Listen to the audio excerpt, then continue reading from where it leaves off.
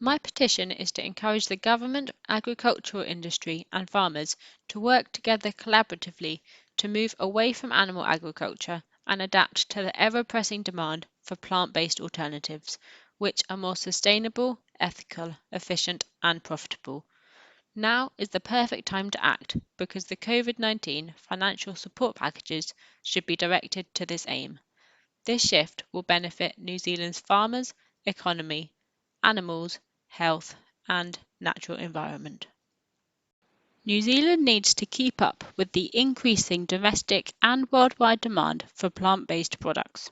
1 in 3 New Zealanders are now reducing their meat consumption or are entirely meat free, and the global plant based or alternative protein market is expected to grow by 28% a year, from the current $5 billion to a massive $85 billion in 2030. Likewise, dairy alternatives, especially for milk, are expected to rise sharply, reaching nearly $40 billion by 2025. A mother's love does not vary across species, but somehow it has become acceptable to forcibly inseminate cows to be constantly pregnant and then take their babies away from them just so they can keep producing milk for humans. Annually, in New Zealand alone, nearly 2 million calves are killed within weeks, if not days, of birth, as they are regarded as invaluable byproducts of the milk industry. Cows go through 9-month pregnancies just like humans do, and they produce milk for nobody except their calf, whom they form strong bonds with in just a few hours. Moreover, over 7 billion day-old chicks worldwide are legally ground up alive each year, as they too are considered invaluable byproducts of the egg industry. Consumers' ethical concerns over this are starting to be reflected increasingly in their changing buying habits. The suspected animal origin of COVID-19 may cause the plant-based industry to grow even more and even faster due to growing general awareness of animal exploitation and health concerns. In the last month alone, plant-based products have seen surges much higher than other products, even toilet roll. Dairy and meat account for 40% of New Zealand's goods exports. A vast proportion of these go to China, New Zealand's largest trading partner, but plant-based or lab-grown alternatives in China are expected to soon overtake the double-digit growth rates seen in the US and Europe, New Zealand's third and fourth biggest export receivers. A new report by the think tank RethinkX predicts that by 2030, food and agricultural production will have completely revolutionized. This is due to scientific advancements which will enable foods to be engineered by scientists at a molecular level.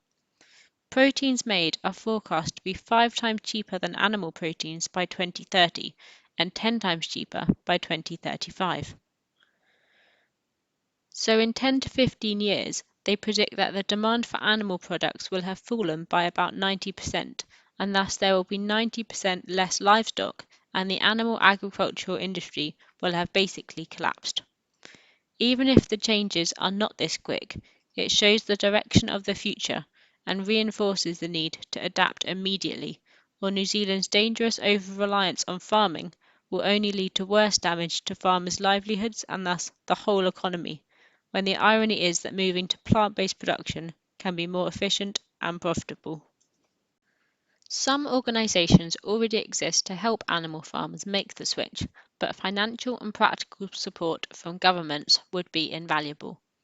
Realistically, the infrastructure changes required to move from one type of production to another should be practically and economically feasible.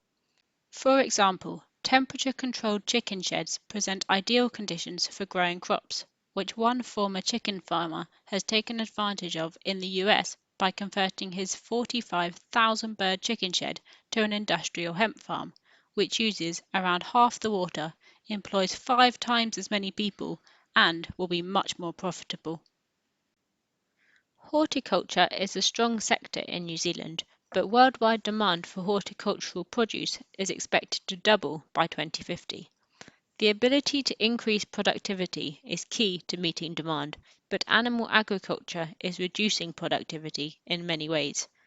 For instance, over 75% of soils under dairying are badly affected by compaction, which restricts drainage and infiltration, and thus productivity. Over one-third of the world's ice-free land is used for livestock. Animal agriculture is the leading cause of species extinction, ocean dead zones, water pollution, and habitat destruction. It is responsible for up to 91% of Amazon destruction and 80% of all globally threatened bird and mammal species. In New Zealand, about 50% of greenhouse gas emissions are from agriculture, mainly due to methane from the dairy industry, which is 28 times worse for the planet than carbon dioxide. If targets for the Paris Agreement are going to be met, reducing animal agriculture needs to be a priority. Moreover, one-third of croplands worldwide are used for livestock feed production, yet millions of people don't have enough food. 82% of starving children live in countries where food is fed to animals and the animals are eaten by rich countries. Producing animal products is very inefficient because most of the energy is used up in raising the animals, whilst feeding cereals to humans directly could feed more than 3.5 billion people, and switching to plant-based farming has the capacity to grow more than 500% more food by weight on less than 70% of the land.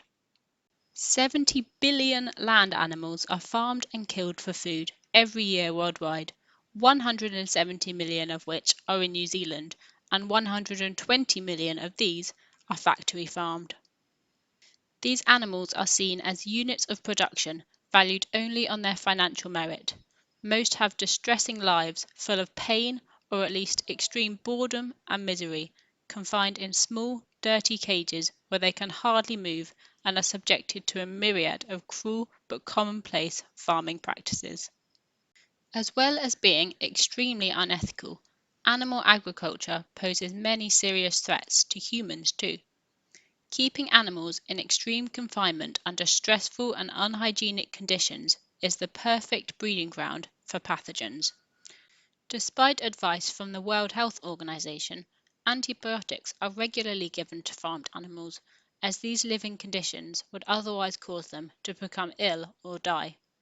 In New Zealand, 60% of antibiotics are used on farmed animals to prevent disease or sometimes just to speed up growth.